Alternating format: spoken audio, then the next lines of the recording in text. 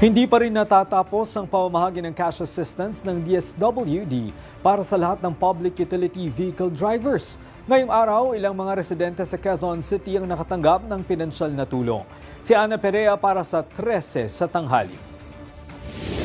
Mangiyak-ngiyak si Tatay Tido dahil kaninang umaga halos wala siyang maipabaon sa kanyang mga anak.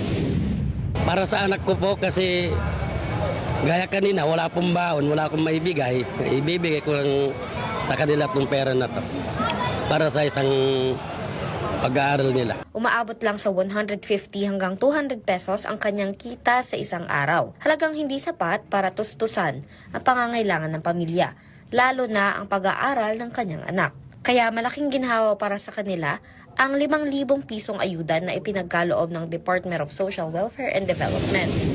Wala po. Hindi po tatagal. Ngayon lang po, maibibigay ko na sa anak ko. Kanila po para sa kanila.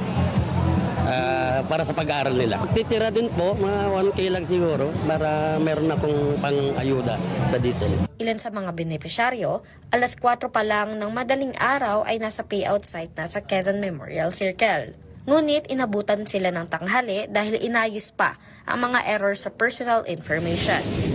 Ginawa nila ng paraan ng DSWD na yung mga issue regarding sa tinatawag na pagkakaiba ng tinatawag na birth date ay para sa ganon maayos na.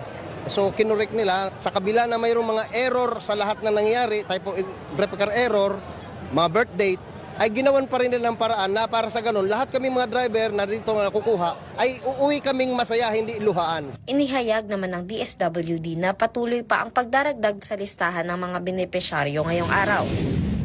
Para sa public utility jeep, 23,652.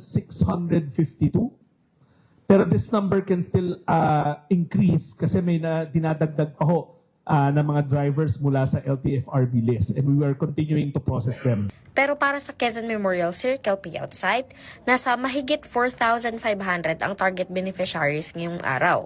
Kapansin-pansin din ang magaan na daloy ng trapiko sa Commonwealth Avenue kaninang umaga dahil mangilan-ngilan lamang ang bumabiyahe kasabay ng pamimigay ng ayuda.